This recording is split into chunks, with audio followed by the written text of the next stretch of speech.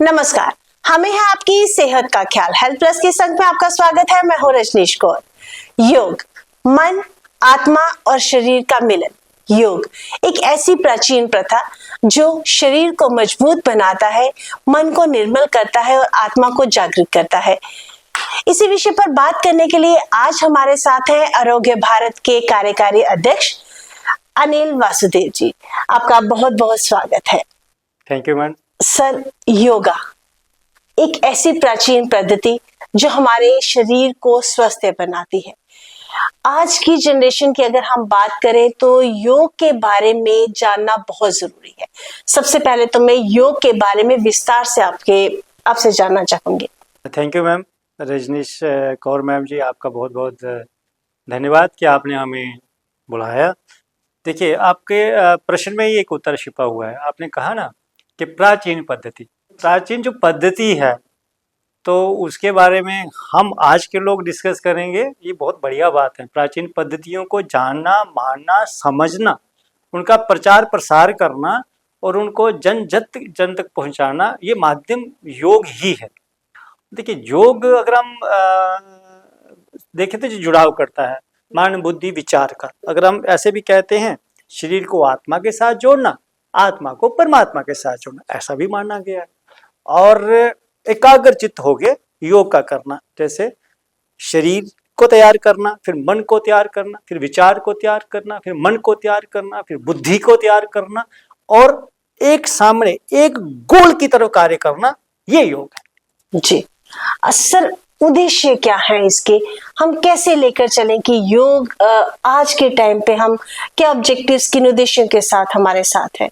देखिए, पहला ऑब्जेक्ट इसका है शारीरिक तौर पे बंदे को तैयार करना, फिर मानसिक तौर पे, फिर आध्यात्मिक तौर पे, फिर जैसे हम कहते हैं शारीरिक तौर पे, मानसिक तौर पे, आध्यात्मिक तौर पे। जब हम जिस समय शारीरिक तौर पे स्वस्थ हैं, देखिए, वैसे परमात्मा ने एक शरीर बनाया जिसको हम कहते हैं प्रकृति ने शरीर बनाया, उसमें एक आत्मा रख दी जो रूप किसका है? परमात्मा का।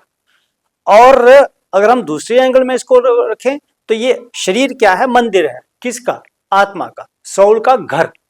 तो सोल अंश परमात्मा का, तो डायरेक्टली इनडायरेक्टली इसको हम देखें तो ये तो परमात्मा का घर हुआ ना हमारा शरीर। तो इसके स्वस्थ रखने का एक तरीका है। यही उद्देश्य है हमारा कि हम इसको स्वस्थ रखें, क्योंकि अगर हम निरोग काया के साथ रहेंगे तो हम परमात्मा तक पहुंचने में सक्षम रहेंगे। सर, एज अ लेमैन, देखिए, आप जानते हैं कि आप तो इसमें निपुण है, बट हमारे लिए बहुत मुश्किल है।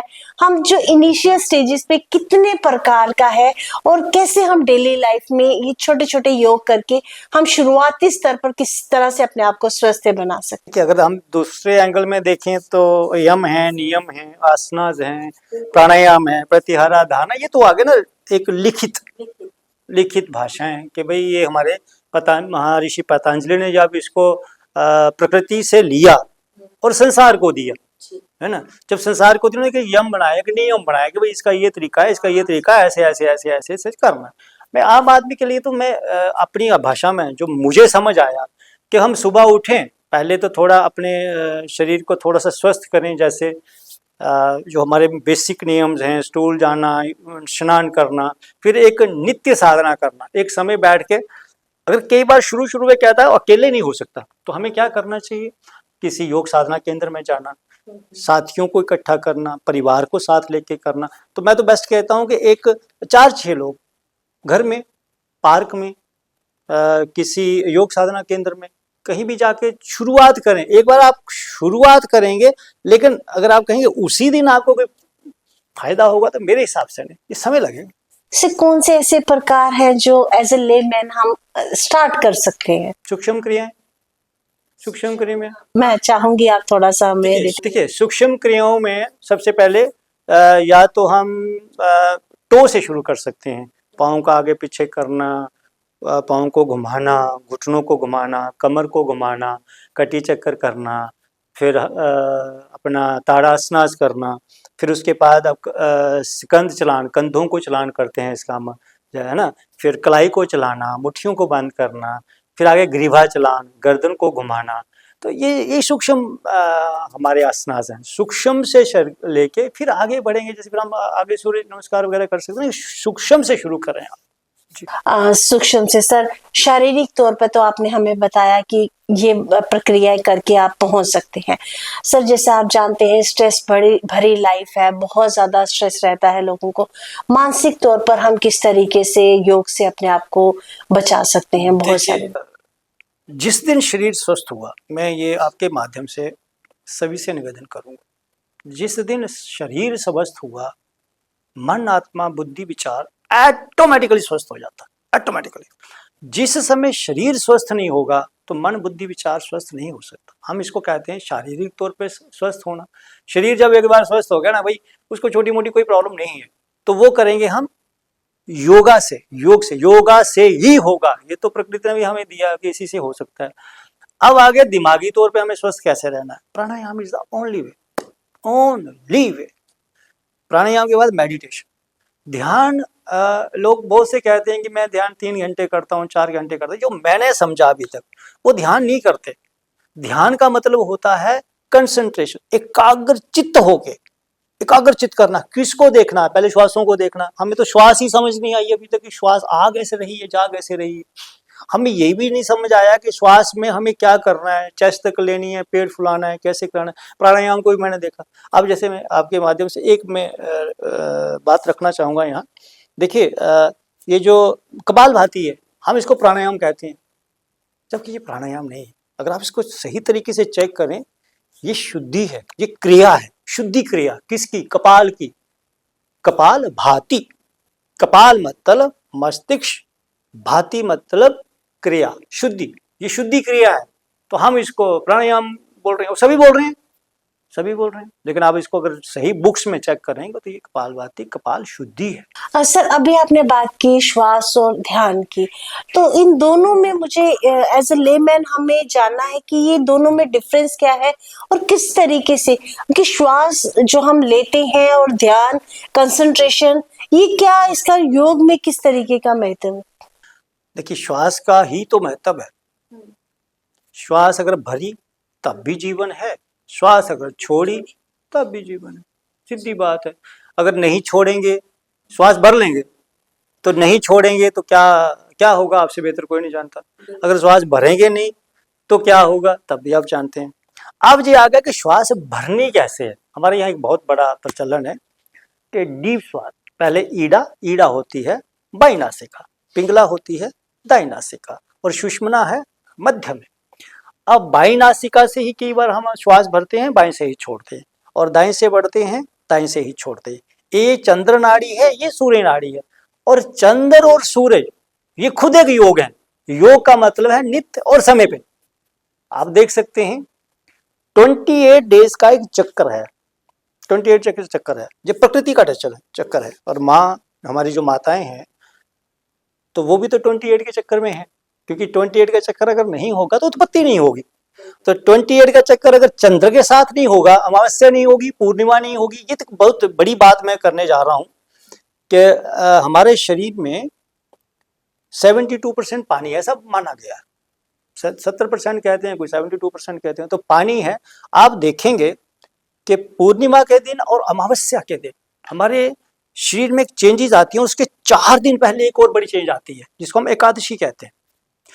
तब भी प्रकृति ने, हमारे ऋषि मुनियों ने एक दिन रखा एकादशी का, 4 दिन पहले, अमावस्या से भी 4 दिन पहले, पूर्णिमा से भी 4 दिन पहले। हमारे अंदर चेंजेस आएंगी।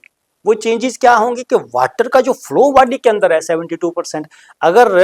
अगर हम देखते हैं, समुद्र को देखते हैं, तो उसमें भी चेंजेस आती हैं। ज्वार भाटा होता है अमावस्या पूर्णिमा के, तो वो 4 दिन पहले हम प्यूरिफिकेशन करते थे। हम किसकी? शरीर की। किससे?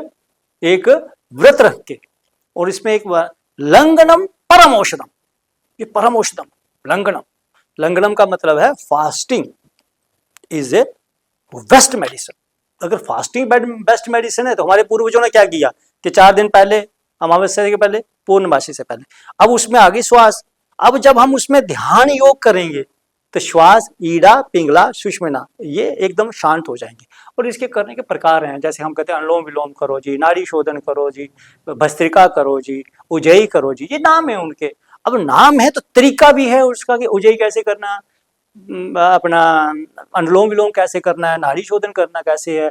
और एक बहुत बड़ा प्राणायाम है इसमें, समवृत्ति प्राणायाम। बहुत से लोग इसको नहीं जानते होंगे, मैं आपके माध्यम से बताना चाहूंगा। समवृत्ति प्राणायाम, समवृत्ति का मतलब है जितने में श्वास भरी उतने में रोकना, उतने में छोड़ना और उतने में रोकना। सम का मतलब एक जैसा, वृत्ति का मतलब श्वास भरने का तरीका, श्वास छोड़ने का तरीका, रुकने का तरीका। इसको हम कहते हैं कुंभक, आंतरिक कुंभक और बाहरी कुंभक। श्वास भरा, कुंभक लगा दिया, रोक दिया तो वो गया आंतरिक। लेकिन ये इसकी एक एज है, 15 साल से नीचे बच्चों को ये नहीं करना, कुंभक वगैरह नहीं लगाना ना। श्वास भर सकते हैं, छोड़ सकते हैं, लेकिन रोक नहीं सकते, उससे उनका स्ट्रेंथ है वो कम हो जाएगी। सर, अभी आपने उम्र की बात की, तो मेरा एक और प्रश्न है कि हम अगर योगा शुरुआत, क्या उसके लिए कोई स्पेसिफिक उम्र है? वैसे जो पूर्वजों का मानना है, मैं तो पूर्वज कहूंगा उनको, जो हमारे ऋषि थे, उनका मानना है कि भाई श्वास के लिए कोई उम्र नहीं है। और मैं ये कहूंगा कि छोटा बच्चा जितना बढ़िया प्राणायाम करता है ना, इतना बढ़िया कोई भी नहीं करता। अब आप देखेंगे प्राणायाम में श्वास भरना, पेट फूलना चाहिए। कभी आप शिशु को देखें, हम कहते हैं शिशु कोई बाद आ गया, जो अति शिशु है, छोटा बच्चा अभी 5-10 साल का है, 5 महीने का है, तो वो कैसे सोता है? ये ऐसे सोता है, ऐसे। और जब वो सोता है तो पेट उसका फूलता है, हों करके फूलता है, फिर चिपक जाता है। जब वो पूरी श्वास भरता है, हम पूरी श्वास भरते ही नहीं है। तो लेकिन वैसे अगर प्राणायाम जो छोटा मोटा योग साधना, सूर्य नमस्कार के लिए 5 साल की एज रखी हुई है, जो रिसर्च हुई है कि 5 साल के बाद करना चाहिए। सर, 5 साल के बाद करना चाहिए। अगर 5 साल के दौरान हम शुरुआत करते हैं, ये सिंपल छोटे बच्चों के लिए नहीं है, अब उसमें चोट लगने का भी कई बार खतरा रहता है, तो उस स्थिति में हमें क्या क्या सावधानियां बरतनी चाहिए स्टार्टिंग से लेके लास्ट तक? इसके लिए मैं एक आपको श्लोक बताऊंगा, सुखम सुलभ आसन। सुख में सुखदायक हो, सुलभ हो, आसान हो, उसे आसन बोला गया। आसन कभी जबरदस्ती नहीं किया जाता ना, आसन तो जबरदस्ती है ही नहीं ना। सुख में आप बहुत से साधक कहते हैं कि भाई रीढ़ गर्दन सीधी रखनी चाहिए, तो इसका साइंटिफिक वे अगर आप देखें तो रीढ़ गर्दन सीधी रखने से क्या होता है, आप एक बार रख के देखें, आपको ऑटोमेटिकली लगेगा यार गर्दन अप टर्न करके रखनी चाहिए। बहुत ज्यादा अप टर्न तो अहंकार हो जाएगा। अप टर्न कहने का मतलब है कि एकदम सामने सीधे, जिसे हम तराटक करते हैं। तो चोट लगने का योग में तो मेरे हिसाब से तो कोई है नहीं, अभी तक तो मैंने देखा नहीं। लेकिन अगर कभी लगने के चांस हो तो लगने के चांस कैसे हो सकते हैं कि अगर आदमी जबरदस्ती करेगा, अब कोई मयूर आसना नहीं कर सकता तो भाई क्यों जबरदस्ती करते हो? मयूर आसना का मतलब क्या? मयूर आसना नहीं कर सकता, अगर आपको कोई त्रिकोण आसना नहीं कर सकता तो हल्का हल्का करके, अगर कोई चोट लग भी जाए, मैं यहाँ तक मैं ये कहूंगा भाई वर्ड जो है भी जाए, तो उसके अपोजिट आसनाज होते हैं। जैसे करके हम एक आसना करते हैं सूर्य नमस्कार में है, अगर हम भुजंग आसना करते हैं, भुजंग का मतलब है सर्प बनना, फिर उसी के साथ पहले हम उससे पहले कौन से आसना में? पर्वताकार आसन, अपोजिट आसन है उसका। क्योंकि जब पर्वताकार में आएंगे तो कमर का खिंचाव ऊपर की तरफ जाएगा, जब भुजंग में जाएगा तो कमर नीचे हो जाएगी। जैसे शीशांग से भुजंग जाते हैं, शीशांग से मार्जरी में जाते हैं, भुजंग जाते हैं। और अगर आप करना, एक बात और यहाँ आती है, बहुत से लोग साधक कहते हैं मैं उसको योग सिखाता हूँ, मैंने उसको सिखाया, नहीं, सिखाया नहीं जा सकता, योग बताया जा सकता है, सिखाया नहीं जा सकता। योग किसने सिखाना है? ये पॉसिबल ही नहीं है ये, क्योंकि जब मन की वृत्तियां खुलेंगी, मन के जो विचार जब खुलेंगे, तब वो खुद योग करेगा, खुद करेगा वो। हाँ, तो चोट लगने के चांसेस मेरे हिसाब से तो बहुत कम। सर, इस भाग दौड़ भरी जिंदगी में आपको पता है कि समय का अभाव रहता है, तो हम दैनिक जीवन में हम किस तरीके से योगा को शामिल करें और शुरुआती स्तर पर हम किस तरीके से इसके आदी हो जाए? कोई ऐसे आसन जो हम स्टार्टिंग में करें? भाग दौड़ की बात करूं मैं आपको, तो इंसान को ये समझना पड़ेगा कि भाग दौड़ के फायदा कोई नहीं है ना। भाग दौड़ करके हम करेंगे, धन आएगा, धान्य आएगा, सुख आएगा, संपदा आएगी, कीर्ति आ सकती है, सम्मान हो सकता है हमारा, लेकिन शरीर का क्या है? धन भी तभी कार्य आएगा, शरीर होगा, धान्य भी तभी कार्य आएगा, शरीर होगा, सुख, संपदा, कीर्ति, सम्मान, ये सब तभी अच्छे लगते हैं जब शरीर होगा। अब दैनिक जीवन की बात करें, एक समय निकाल दें जी, आप एक समय निकाल दें अपना 1.5 घंटे। मैं बहुत से साधक कहते हैं, मुझे थोड़ा सा उस समय दुख होता है कि भाई थोड़े इतने से समय में अब इतने बड़े शरीर को 24 आवर की टेंशन को कैसे खत्म करो, नहीं हो सकता। समय बहुत से साधक कहते 20 मिनट योग करो जी, मेरे हिसाब से तो नहीं। आधा घंटा करो जी, मेरे हिसाब से तो नहीं। 1 घंटा करो जी, हाँ फिर थोड़ा सोचा जा सकता है।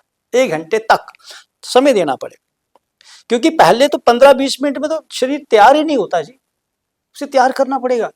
शरीर को तैयार करना है, अंदर उसके जो आत्मा बैठी है उसको तैयार करना है, फिर कुछ आह्वान करना है आपने। जैसे हम योग साधना करते हैं, पहले ओम का उच्चारण करते हैं, फिर हम जो जिस हिसाब से मन करता है ना, गायत्री का उच्चारण कर लेते हैं, आजा भाई माता आजा, इकट्ठे बैठ के योग करते हैं, वो योग है। शंभु आदि योगी, महायोगी, प्रथम योगी भगवान शिव का आह्वान कर देते हैं हम, उनको बुला लेते हैं, आजो आजो प्रभु आजो आजो, इधर बैठो इधर बैठो। रामायण में आपने कई बार देखा होगा, रामायण का पाठ चल रहा है, हनुमान जी के लिए एक जगह बनाई जाती है, वहां एक आसन लगाया जाता है कि हनुमान जी आते दिखते हैं क्या? नहीं। तो योग भी, जो बंदा योग कर रहा है वो योग में होना चाहिए। ऐसा नहीं है कि वो दिखावे के लिए योग कर रहा है, मैंने मयूर आसन कर लिया मैं योगी हो गया ना। योगी का एक ओरा होता है, एक रिफ्लेक्शन होती है, एक आभा मंडल होता है। जैसे कि हम अगर सर, हम चाहे सारे, मैं आपको इंटरप्ट कर रही हूँ, पर शुरुआती तौर पे अगर हम शुरुआत करना चाहें तो कुछ हमें कुछ दिन हमें हम कंफर्टेबल नहीं हो पाते हैं, हमारा ध्यान नहीं लगता है प्रॉपरली। उसके लिए आपको पहले तो कोई ऐसा ग्रुप ज्वाइन करना चाहिए जहां ऑलरेडी योग साधना हो रही है। मैं तो पूर्व बुजुर्गों को आपके माध्यम से कहूंगा कि जितने भी बुजुर्ग हैं वो सभी जहां भी योग साधना हो वहां जाके बैठ जाए। चेयर पे बैठ सकते हैं, चेयर पे बैठ जाए, जमीन पे बैठ सकते हैं, जमीन पे बैठ जाए, नहीं तो ऑनलाइन चेक करें, देखते रहें उनको कैसे कर रहे हैं। उससे एक ओरा और आवा मंडल आपके अंदर आएगा, फिर कहेंगे मैं भी कर सकता हूँ, मैं भी कर सकती हूँ। तो थोड़ा सा समय निकालना है, पहले बैठने, आसन कैसे लगाया जा सकता है, बैठने की प्रक्रिया, अगर बैठना ही नहीं आता जी अभी हमें, बैठना कैसे है। आसन का है सुखम सुलभ आसना, जिसमें सुख मिले आपको, जैसे वज्रासन है, अर्ध सिद्ध आसना, ये आसना लगाने की आदत। फिर छोटे मोटे, मैंने जैसे आपको पहले कहा कि अपने सूक्ष्म क्रियाएं इसको करें, उसके बाद थोड़ा सा प्राणायाम करें, ध्यान। प्राणायाम के बाद जो ही आप कुछ ऐसे प्राणायाम हैं जैसे अनुलोम विलोम है, कपालभाति है, भस्त्रिका है, उज्जयी है, इसके बाद ऑटोमेटिकली आदमी शांत हो जाता है। अब ये एक बहुत अच्छा विरेचन क्रिया है, विरेचन क्रिया है, बहुत बढ़िया, शायद आपने नाम सुना है किसी ने कि नहीं सुना, विरेचन क्रिया। अब उसके बाद जब विरेचन जो है क्रिया जब करते हैं तो शरीर शांत होने लगता है, वो शांत होगा तो वो ध्यान है। एक समय ऐसा आएगा, करत करत अभ्यास मूढ़मति हुई सुजान, अभ्यास है, अभ्यास। देखो हम पार्क में भी देखते हैं बहुत से लोग जब चलते हुए वॉक करते हुए कोई कर, नहीं प्लीज ऐसा ना कर ना। इसमें मुद्राएं हैं, इसमें बंद है, कौन सी मुद्रा में बैठना है, कौन सा बंद लगाना है, ये एक बहुत बड़ी साइंस है, बहुत बड़ी साइंस है। और ये खुद ब खुद अंदर से निकलती है, अंदर, मैंने वही पहले भी कहा ना, अंदर से निकलती है। थोड़ा समय दें, आज 20 मिनट दें, फिर 25 मिनट दें, फिर 30 मिनट दें, फिर 40 मिनट दें, आहिस्ता आहिस्ता आहिस्ता। कुछ भी ना करें जी, शाम को सिर्फ अपनी श्वासों पे भी ध्यान दे देना, सिर्फ श्वास देखनी है अपनी, बैठ के और श्वास देखते रहे। पहले दिन थोड़ा हो सकता है खुंदक चढ़े, दूसरे दिन हो सकता है थोड़ा परेशानी हो, तीसरे दिन हो सकता है थोड़ा सा यार फायदा तो हो रहा है, कुछ दिमाग में हलचल हो रही है। 42 डेज के बाद, हाँ अगर आपको ब्लड का कुछ सर्कुलेशन को चेंजेस करनी है तो 4 महीने करना पड़ेगा आपको, क्योंकि ये एक मैकेनिज्म है शरीर का। 28 दिन का है, 42 डेज का है, 3 महीने का है, 4 महीने का है, शरीर खुद ब खुद चेंजेस में आता है। और 42 डेज अगर आपके अंदर कोई ऐसी परेशानियां हैं तो वो चेंज होना शुरू हो जाएंगे, 100% चेंज होंगे। लेकिन आपको नित्य योग साधना करनी पड़ेगी, नित्य, समय निर्धारित नित्य योग साधना। संकल्प तो लें, शुरुआत तो करें। सर शुरुआत करें। एक चीज और, जैसे अभी आपने बोला कि चलते चलते अनुलोम विलोम करना शुरू हो जाते हैं, कि कोई टाइमिंग का इसमें कुछ है? क्योंकि कई बार हमने भी देखा है कि रात को लोग खाना खाने के बाद कपालभाति भी कर देते हैं, बैठे हैं अपने अंदर, क्योंकि हमें मिसकंसेप्शंस हैं। तो वो हमें पूरा डिटेल में बताइए कि कोई टाइम प्रॉपर चाहिए इसके लिए, कब करना चाहिए जो हमारी बॉडी को प्रॉपर इफेक्ट करे? प्रॉपर इफेक्ट मॉर्निंग, क्योंकि आपने अगर 10 बजे भी खाना खाया तो सुबह 5 बजे तक हमें समय काफी समय मिल जाएगा। सर 2 घंटे का जो बोलते हैं अंतराल, नहीं प्लीज नहीं, मेरे माध्यम से तो नहीं, मैं तो नहीं बोलूंगा कभी भी ना, मैं तो बिल्कुल नहीं बोलूंगा, ये गलत हो क्योंकि जनरली ये बोला है 2-3 घंटे खा लिया आपने तो अब आप कर सकते हैं। नहीं देखिए, रेस्ट के बाद योग करने का एक, देखिए हमारे बॉडी के अंदर जो सिस्टम है ना, ये जो निंद्रा है ना, ये रानी है, और यहाँ रस कल्प जो है, रस बनते हैं, रस कल्प बनते हैं, पाचक रस बनते हैं हमारे अंदर। जो पाचक रस बनेंगे, रेस्ट जो है ये कोई छोटी मोटी बात नहीं है, 7-8 घंटे की जो रेस्ट बोला जाता है। हाँ, अगर आप योगी हैं, योग निद्रा में है, अगर आपका डाइट कम है, आहार आपका समय पे है, थोड़ा है, सूक्ष्म है, तो आप योग निद्रा ले सकते हैं। लेकिन ये योगी को है, जो योगा आचार्य है, जो योग करता है, नित्य योग साधना करता है, उसके लिए, आम आदमी के लिए ऐसा नहीं है ना। पाचक रस बनेंगे नहीं तो डाइजेशन नहीं होगी, अगर डाइजेशन नहीं होगी तो हमारा शरीर कैसे स्वस्थ रहेगा, हमारा मन। अच्छा, मैंने बहुत से लोगों को देखा कि योग साधना करते शुरू कर देते हैं, लेकिन यूं ही वो कोई ऐसा आसन या ऐसा बैठते हैं, 2 मिनट के बाद उनके ऐसा होना शुरू हो जाता है। मुझे दिखता है, वो मुझे लगता है कि ये बंदा गलत कर रहा है, इसने ज्यादा रात को हैवी खाना खा लिया या ऐसे कर दिया। योग एक आराधना ही नहीं, पूजा ही नहीं, ये बहुत बड़ा एक ध्यान में। देखिए, मैं योग को जो अपने माध्यम से बताने का प्रयास कर रही हूँ, योग ही हवन है, योग ही यज्ञ है, योग ही पूजा है, योग ही अर्चना है, योग ही ध्यान है ना। और तो और जो हम मंत्रोच्चारण करने, ये भी योग ही है। ये सारा कोई योग से आया है, और हम उसे कभी भी करें, ऐसा पॉसिबल है क्या? देखिए, अगर हमें शरीर को मन के साथ जोड़ना है, मन को परमात्मा के साथ जोड़ना, शरीर आत्मा और परमात्मा का मिलन बनाना है, तो ये कब बनता है? पूरी दुनिया कब करती है? मंदिर कब खोला जाता है? ये शरीर रूपी मंदिर है, कब खोलना है भाई? सुबह 4 से 5 बजे। बंद कब करना है भाई? बंद करना है 7-8 बजे। जैसे मंदिर बंद होता है, वैसे शरीर को बंद करना है जी, खत्म बात। ज्यादा लंबी कहानी बनाने की जरूरत नहीं है इसमें। देखिए, मैं गलत भी हो सकता हूँ, बहुत से साधक हो सकता है ये कहें कि नहीं जी हम 3 घंटे के बाद करवाते हैं, कोई इफेक्ट नहीं होता। इफेक्ट होता है भाई साहब। मंदिर बंद क्यों रखा गया? शरीर को हम मंदिर बना रहे हैं, किसका? आत्मा का, और आत्मा अंश है परमात्मा का। हम कैसे बोले उसको? शरीर से बड़ा कोई मंदिर है ही नहीं। सर, भोजन की आपने बात की, डाइट प्लान हमारा वो किस तरीके, क्योंकि ये तो मिसकंसेप्शंस बहुत चल रही हैं आजकल कि आप ये खाइए, प्रोटीन भरा होना चाहिए, बहुत ज्यादा चीजें इन्वॉल्व हो गई है इसमें, वे प्रोटीन है।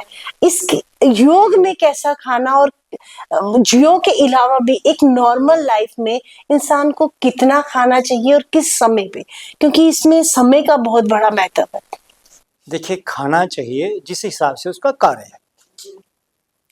अगर हम एक लेबरर की, एक मिस्त्री की, और एक सुपरवाइजर की, और एक इंजीनियर की बात करते हैं, एक बिल्डिंग बन रही है, वहाँ लेबर काम कर रहा है और एक मिस्त्री काम कर रहा है। लेबर को 6 रोटी चाहिए, मिस्त्री को 4 रोटी चाहिए, सुपरवाइजर को 2 रोटी चाहिए, और जो इंजीनियर है, जो एकदम बैठ के डिजाइनिंग कर रहा है, उसको जूस चाहिए या फ्रूट चाहिए। डाइट का जो प्लान है उसकी कार्यक्षमता में है, नंबर 1। अब आगे दूसरे की डाइट लेनी कब चाहिए?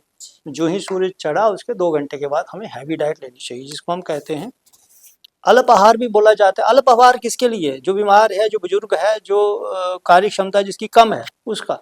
लेकिन जिसने 2 घंटे के बाद खेत में जाके कुदाल चलाना है, जिसने 1 घंटे के बाद सीढ़ियाँ चढ़नी है 200 बार, और ऊपर पत्थर लेके जाना है, ईंटें लेके जाना है, और मिस्त्री उसने वहां से उठानी है, वहां लगानी है, सुपरवाइजर है बैठा, चेयर पे बैठा है, तो ये कार्य क्षमता के माध्यम से डाइट प्लान होना चाहिए।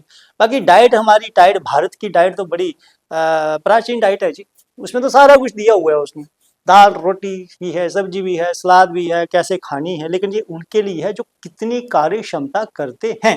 और शाम का खाना, ये बहुत इंपॉर्टेंट है। शाम का खाना सूर्य ग्रुप होने के आधे घंटे के बाद, बस। और कितना खाना है? लघु, थोड़ा, सूक्ष्म, हल्का सा। सुबह की डाइट ज्यादा, दोपहर की उससे थोड़ी सी कम, और शाम वाली कम, और निर्धारित समय पे। आप बुजुर्गों को देखें जो अभी हैं 70-80 साल के, जितने भी बुजुर्ग हो गए, पहले तो वो दिखते कहाँ हैं जी? 80+ के लोग कहाँ रहे अब? पहले तो बहुत ज्यादा होते थे।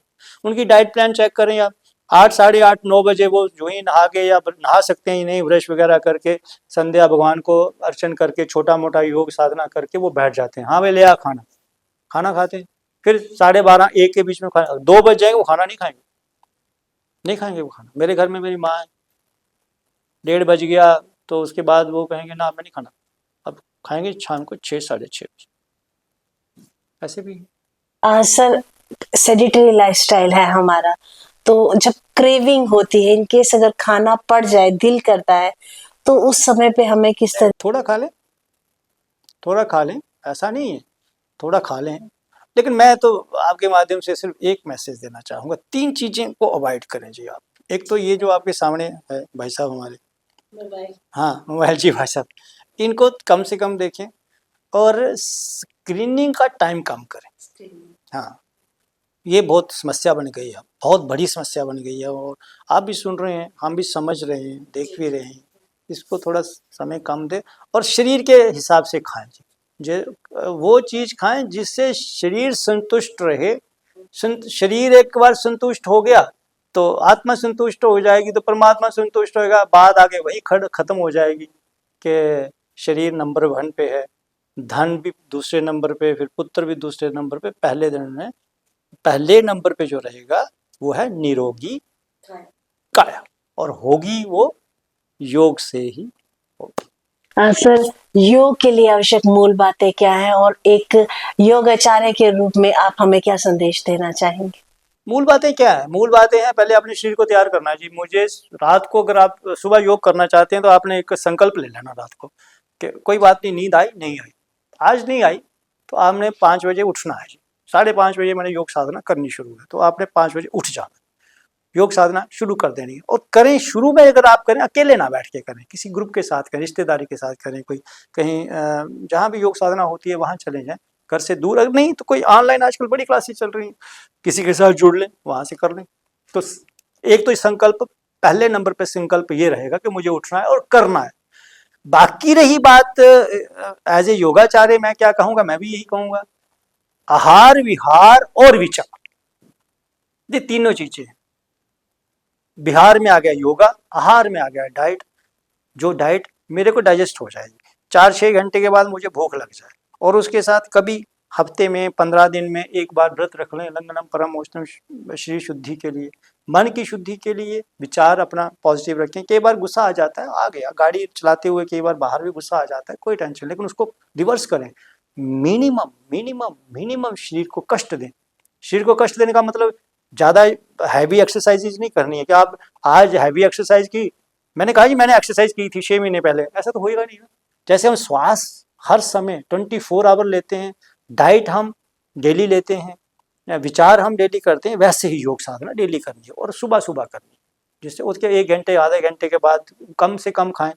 और एक मैं बहुत इंपॉर्टेंट आपसे बात करना चाहूँगा, स्टूल पास आउट जो है, जो वो योग से पहले करना है, और यूं ही प्राणायाम किया उससे बाद यूरिन पास आउट जरूर करना है, क्योंकि शरीर के अंदर कुछ ऐसी हलचल होती हैं और वो स्टूल के माध्यम से बाहर निकलना चाहती हैं, जिसको आजकल डिटॉक्स कहा जाता है, वो जरूर करना चाहिए, उससे बहुत बेनिफिट है। सर आप हमारे यहाँ पर आए, और टाइम का हमें थोड़ा सा कमी है, इस वजह से हम ज्यादा नहीं कर पा रहे हैं, पर मैं उम्मीद करूंगी कि आप फिर हमारे पास यहाँ पर आए, हमसे जुड़े और हमारे दर्शकों को महत्वपूर्ण जानकारी दे।